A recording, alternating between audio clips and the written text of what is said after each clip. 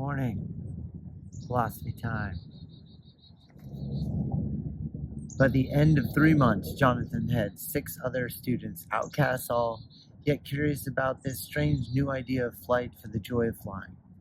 Still, it was easier for them to practice high performance than it was to understand the reason behind it.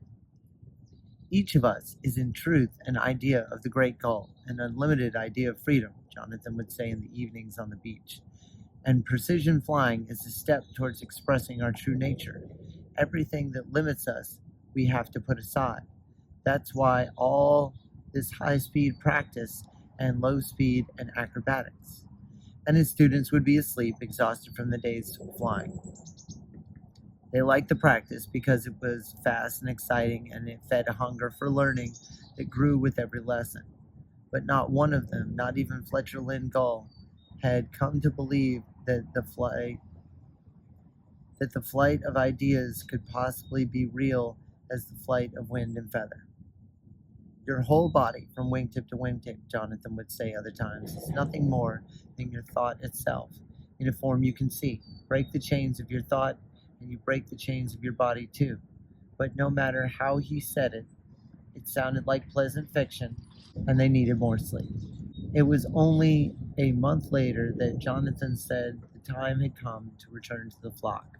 "We're not ready," said Henry Calvin Gull. "We're not welcome. We're outcasts. We can't force ourselves to go where we're not welcome, can we? We're free to go where we wish and to be what we are," Jonathan answered.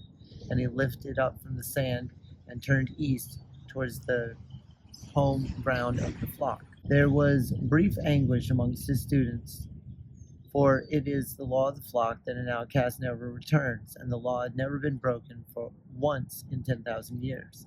The law said stay, Jonathan said go, and by now he was a mile across the water. If they waited much longer, he would reach a hostile flock alone. "Well, we don't have to obey the law if we're not a part of the flock, do we?" Fletcher said rather self-consciously. "Besides, if there's a fight, we'll be a lot more help there than here."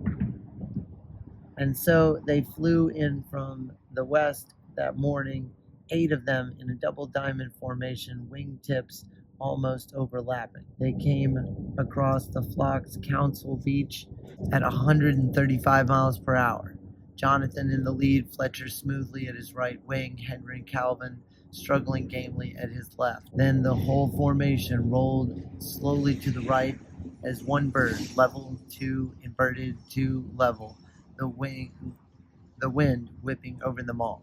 The squawks and groggles of everyday life in the flock were cut off as though the formation was a giant knife, and 8,000 gull eyes watched without a single blink. One by one, each of the 8 birds pulled sharply upwards in a full loop and flew all the way around to a dead slow stand-up landing on the sand. Then, as though this sort of thing happened every day, Jonathan Seagull began his critique of the flight. "To begin with," he said, with a weary smile, "you were a bit late on the join-up. It went like lightning through the flock.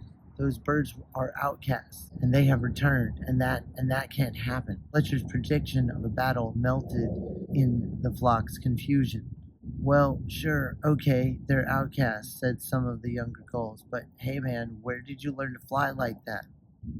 It took almost an hour for the word of the elder to pass through the flock. Ignore them. The gull who speaks to an outcast is an outcast himself. The gulls who look upon an outcast breaks the law of the flock. Gray feathered backs were turned upon Jonathan from the moment onward, but he didn't appear to notice. He held his practice sessions directly over to Council Beach, and for the first time began pressing his students to the limit of their ability. "Martin Gull," he shouted across the sky, "you say you know low-speed flying. You know nothing till you prove it. Fly."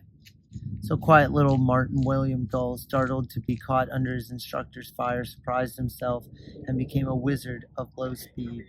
In the lightest breeze he could curve his feathers to lift himself without a single flap of wing from the sand to cloud and down again. Likewise, Charles Roland Gull flew the great mountain wind to 24,000 feet, came down, blew from the cold thin air, amazed and happy and determined to still go higher tomorrow. Fletcher Seagull loved acrobatics like no one else, conquered his 16-point vertical slow roll, and the next day topped it off with a triple cartwheel, his feathers flashing white sunlight to a beach from which more than one fugitive eye watched.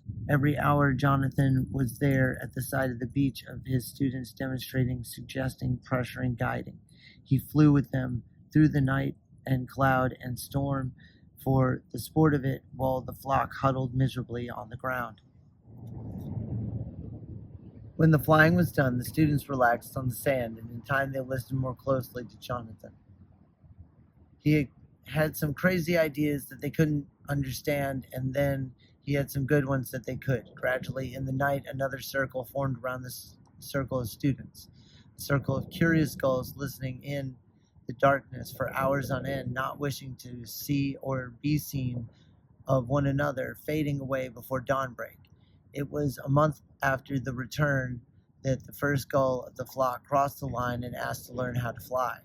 In his asking, Terence Lowell Gull became a condemned bird, labeled outcast, and the eighth of Jonathan's students. The next night from the flock came Kirk Maynard Gull, wobbling across the sand, dragging his left wing to collapse at Jonathan's feet. "Help me," he said quietly, speaking in the way of the dying speak. "I want to fly more than anything else in the world." "Come along then," said Jonathan. "Climb with me away from the ground, and we'll begin." "You don't understand. My wing. I can't move my wing." "Maynard Gull, you have the freedom to be yourself, your true self, and now nothing can stand in your way. It is the law of the great gull, the law that is." "Are you saying I can fly?" "I am saying you are free." As simply and as quickly as that, Kirk Maynard Gull spread his wings effortlessly and lifted into the dark night air. The flock was roused from sleep by his cry, as loud as he could scream it from 500 feet up. "I can fly! Listen, I can fly!" By sunrise, there were nearly 1,000 birds standing outside the circle of students looking curiously at Maynard. They didn't care whether they were seen or not, and they listened, trying to understand Jonathan Seagull. He spoke of very simple things, that it is the right of the gull to fly, that freedom is the very nature of his being, and that whatever stands against that freedom must be set aside, be it ritual or superstition or limitation in any form. "Set aside," came a voice from the multitude, "even if it be the law of the flock. The only true law is that which leads to freedom," Jonathan said. "There is no other." "How do you expect us to fly as you fly?" came another voice. "You are special and gifted and divine above other birds." "Look at Fletcher, Lowell, Charles Rowland, Judy Lee. Are they also special and gifted and divine? No more than you are, no more than I am. The only difference, the very only one, is that they have begun to understand what they really are and have begun to practice it." His students, save Fletcher, shifted uneasily. They hadn't realized that this is what they were doing. The crowd grew larger every day, coming to question, to idolize, to scorn.